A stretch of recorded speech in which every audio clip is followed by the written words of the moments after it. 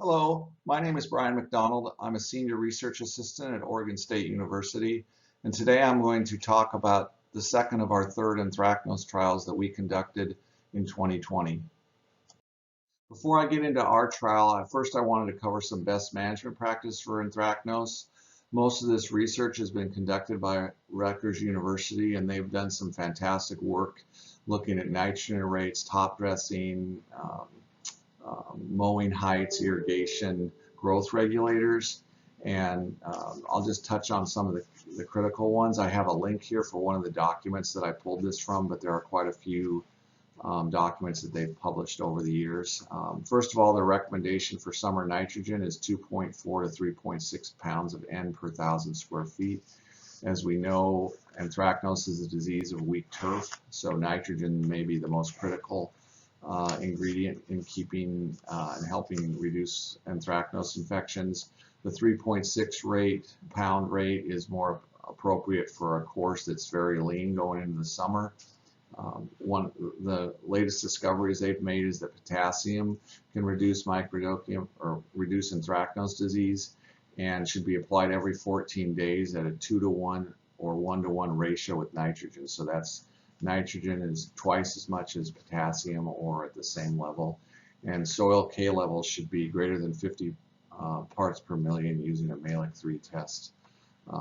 Rolling has become very popular and most people roll these days. If you can roll more and raise your mowing heights, you're going to have less anthracnose. Consistent irrigation is a key.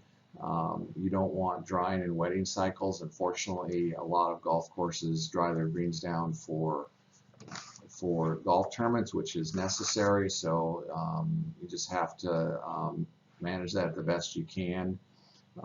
Growth regulators is found to be helpful. Primo to reduce growth, and Proxy POA seed heads. And finally, top dressing has actually been found to reduce anthracnose disease. Their summer rate is 100 pounds per 1,000 square feet, and spring has been found to be more effective than fall in reducing anthracnose at a rate of 400 to 800 pounds per 1,000 square feet. And this rate does not include the amount necessary to fill aerification holes. And lastly, some work we've done at Oregon State University is frequent wetting agents have been shown to reduce disease. And if you haven't seen my video on our first anthracnose trial where I go over wetting agents, and I touch briefly on some work that Clint Maddox did a few years ago. Next, I just want to cover a few fungicide tips for controlling anthracnose, things I've seen on golf courses and problems, I guess, to avoid. The first and maybe most important is to get the first application down on time, which is 3 to 4 weeks prior to normal symptom development. For most courses in Western Oregon, June 1st is a good approximation. And if spring temperatures are exceptionally warm, you want to make sure that you make your first application at least 2 weeks earlier than normal. What we've seen over the years is that spring temps really influence what the severity of anthracnose is in Oregon. In normal years, you know, we get decent pressure but not extreme. Like in this year where we had a cool spring with rain in June, our pressure has been really low.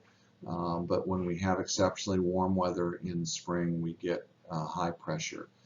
If you're having trouble controlling anthracnose, I would recommend mixing chlorothalonil with all the apps and spraying every 2 weeks at 1.8 to 2 gallons of spray volume per 1,000 square feet.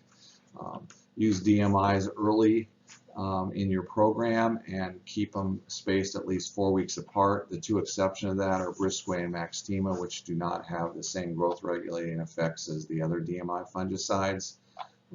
The other thing, and this year has been a real representative of that, and I'll show you some pictures here in a little bit, that it's very critical for controlling anthracnose that you control your other diseases that occur in spring and then maybe show up in the summertime, because anthracnose will infect those weakened plants and you'll have much worse. So things like fairy ring, you want to make sure that you get applications down starting in April for fairy ring. Rhizoctonia diseases, we have a lot of yellow patch here at the farm. We also get some basidiomycete fungi, I call them unidentified, where they produce mushrooms, but they cause hydrophobic problems. And I've had luck applying strobilurins in December, the prior December, to control those. And then finally, we've seen some resistance among products. We know that the heritage and insignia, the strobilurins, have resistance in Portland area and other around Oregon. Thiophanate methyl's got resistance. Medallion, there's reportedly some resistance, and I've even seen resistance to propiconazole, which, although it acts a little differently, you need higher rates, but I've seen that on one golf course. So I mentioned this on my previous slide, but I wanted to show you some pictures. And so on the left, you see yellow patch, which is something that we get a lot here at the farm, and other courses in Oregon get whitea patch. Sometimes a few get brown patch, they think. And on the right's a picture of fairy ring on a fairway, but which can cause hydrophobic areas, as you see. So what happens, though, is if you look on the photo on the left, the yellow patch, is that it'll weaken the turf, and then as you move to the middle, you'll get anthracnose on those weakened areas, ring areas, and you see it forming in rings, which is not the typical symptoms you see with anthracnose without other diseases. It's more of just a speckling sort of across the plot. And then finally on the right, when you get fairy ring, what happens is you get these hydrophobic spots, and then the anthracnose moves in on those and takes them out. Finally, we also get what I call unidentified basidiomycetes, and you can see in this picture that it's you get some hydrophobic areas, and oftentimes we'll get little white mushrooms that'll come up in those areas too, and those will fight with all summer, trying to keep them watered and irrigated. But what happens is they just get weakened, and anthracnose ends up infecting those weak areas. So now we're going to talk about our second anthracnose trial this summer. It started on June 23rd, 2020, obviously, and it had a spray interval of 2 weeks, and we used a spray volume of 1.8 gallons per thousand.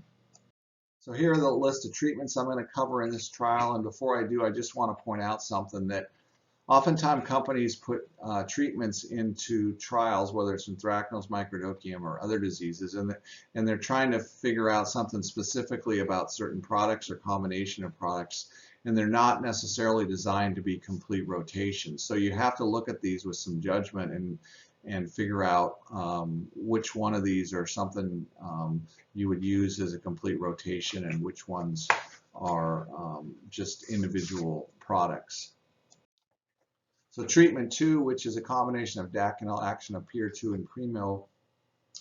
Pier 2 is a phosphorus added acid product, and we've used this combination in the last several years, and it's provided very good control of anthracnose. Not 100%, but it's not designed to be a complete rotation.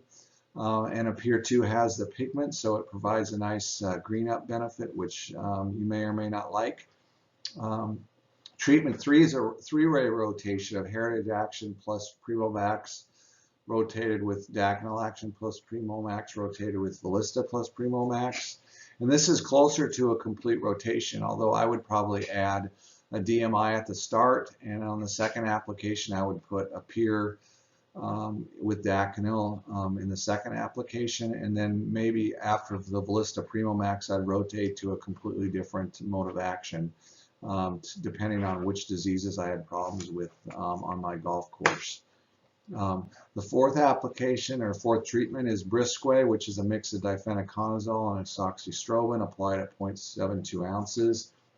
And we're applying that obviously every 2 weeks. And given that it's got azoxystrobin in, which is a strobilurin and subject to a lot of resistance developing, that's not something you would want to do on your golf course.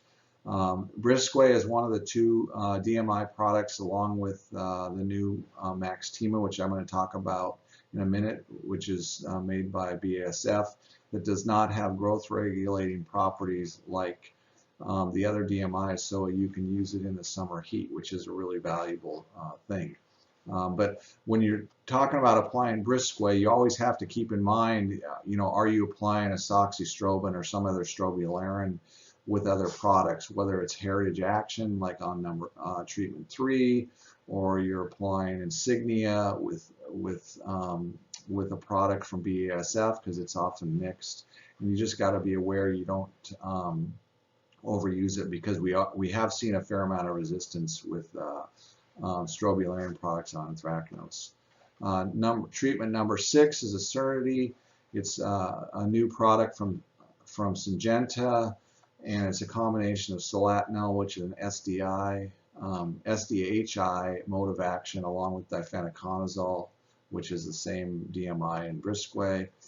And that product is the same formulation. It was sold as Contend A, but you could only buy that with Contend A and B.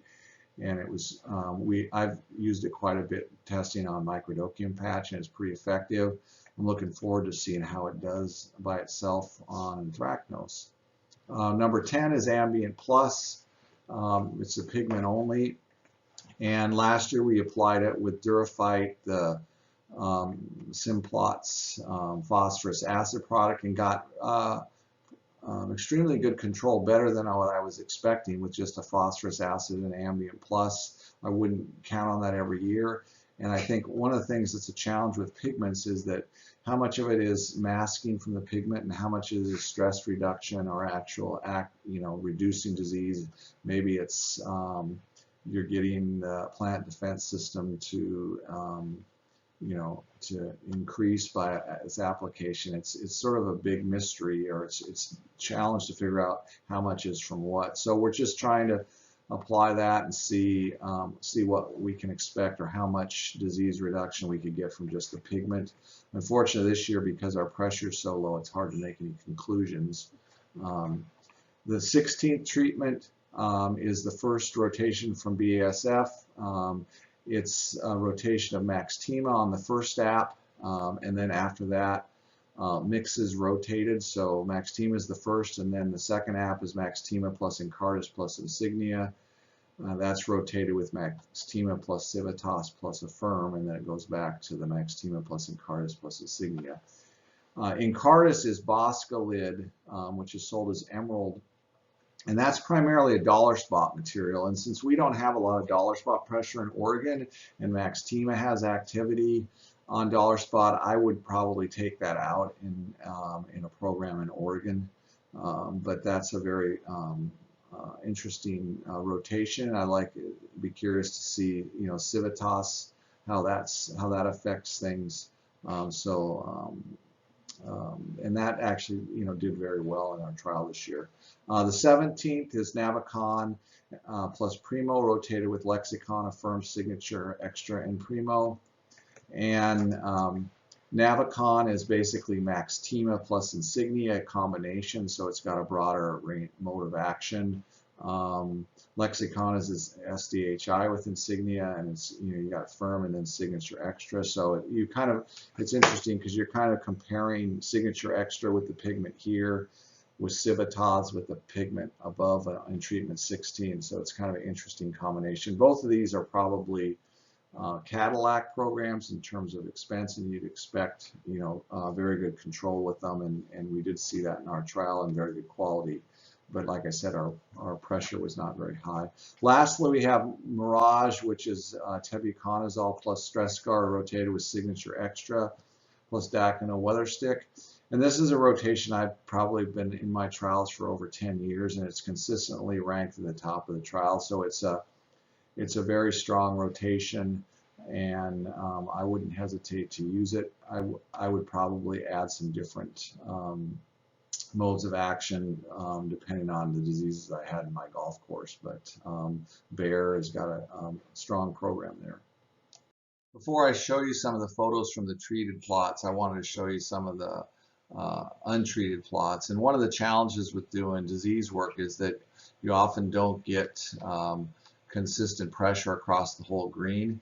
And this is a picture of one of the plots in this trial, the untreated. You can see there's a little bit of anthracnose in there, but the disease is pretty low.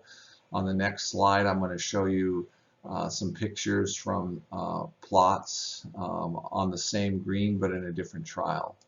So these are two pictures of untreated plots from a trial on the exact same green, but it was on the north half. And you can see the picture on the top right. It has about 30% anthracnose, and the one on the bottom left is actually, you can't see it very well, but I rated about 10% disease. And so it's just sort of one of the challenges we deal with is that we can get good disease on certain parts of the green, and other parts of the green we don't get much pressure. And on the trial I'm talking about today, the pressure was pretty low on the 4 untreated plots. It was less than 1%. Now we'll go over some of the pictures. So the first one is of the mix of daconil action appear in Primo Max. And again, this is not designed to be a complete rotation, but I've been using this for the last 3 years of my trial, and it's definitely a good mix for a rotation. I wouldn't use it exclusively, but you can see the turf quality here.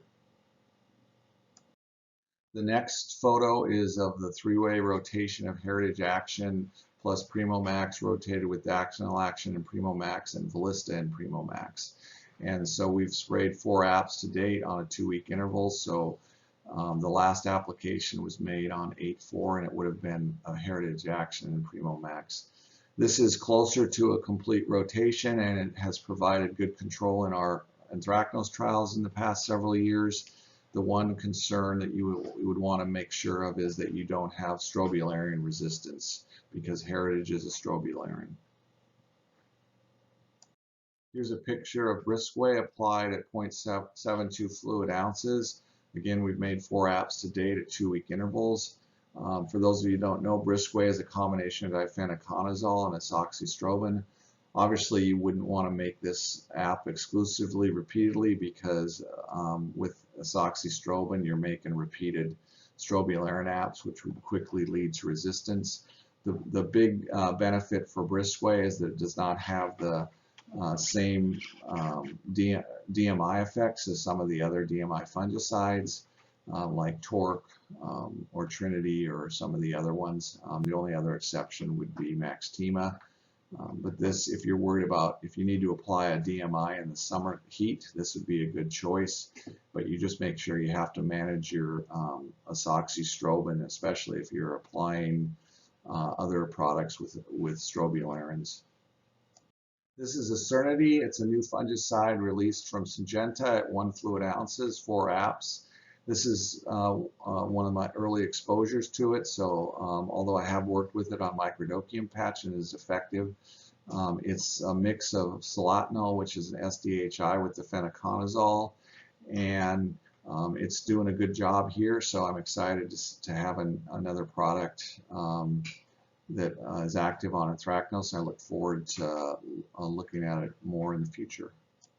This is Ambient Plus applied at 0.37 fluid ounces per 1,000 square feet. We've made 4 apps to date, and it's a pigment, so you wouldn't expect it to control disease. And I guess it's there's a couple things to point out here. One is it's reflection that we don't have a lot of anthracnose pressure, that there's not much disease here.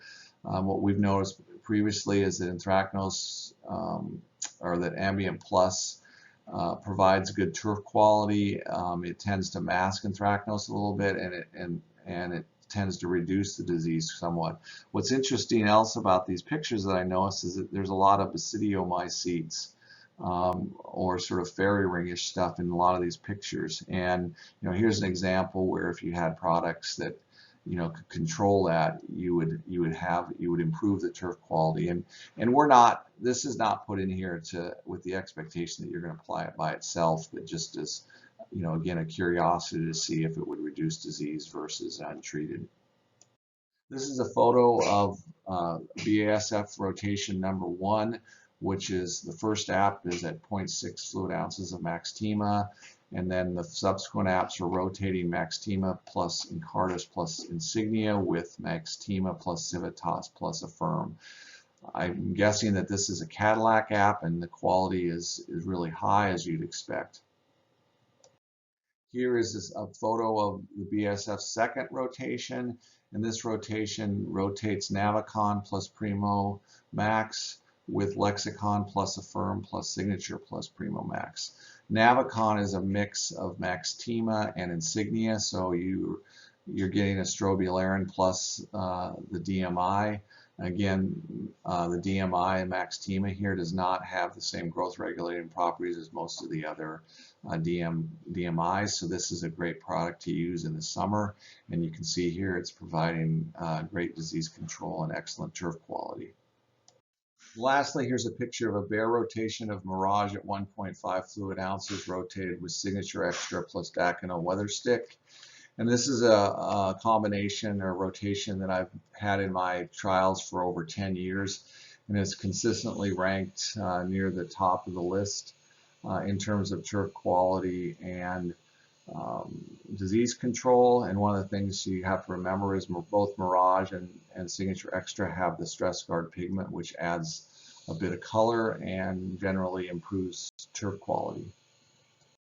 So I just want to summarize sort of key thoughts in this presentation, and that is that, you know, a good fungicide program is going to provide excellent turf quality. We didn't have the disease pressure to make great comparisons this year, but a lot of these programs we've used over the years, and they've been very successful. The key is rotating products that are effective on anthracnose and other diseases present on your golf course. So there's lots of options, so pick the products that work for you. And then secondly, you know, most of the problems I see with anthracnose come down to two things. Superintendents sometimes will let their nitrogen levels get too low, and it's usually a scenario where the greens are perfect and they just are doing so well and they are applying less and less nitrogen, and then it eventually catches up with them. Dr. Bill Cruiser out in Nebraska makes a great point about harvesting nitrogen and measuring your clippings and seeing how much nitrogen you're removing from your greens every mowing. So that's one way to think about it. And then secondly, the second mistake I often see is their fungicide application timing. Either the first application is too late, or the wrong products are used sometimes that aren't that effective, or the applications are spread too far apart, or sometimes resistance develops or they're not aware of resistance issues with certain products. So if you can keep those two things in mind, I think you'll go a long way to avoiding problems with anthracnose. Also, if you're interested in some example anthracnose fungicide rotations in the Pacific Northwest, you can log on to beaverturf.com, and it brings up this page here, and you click on golf courses, and then it pops up the smaller screen, and you click on extension bulletins, and under there are links, and one of them is to anthracnose control in the Pacific Northwest. So I'll give you some examples with different scenarios. It doesn't have some of the newest fungicides in there, like Acernity, and I'm not sure if Maxtima is in there yet, but you can plug those in as you see fit. So hopefully that'll be helpful for you. And lastly, I'd be remiss if I didn't thank our sponsors, Syngenta, Simplot, BASF, and Bayer. And if you need to ask me any questions, you can email me at brian.mcdonald@oregonstate.edu. Have a great day.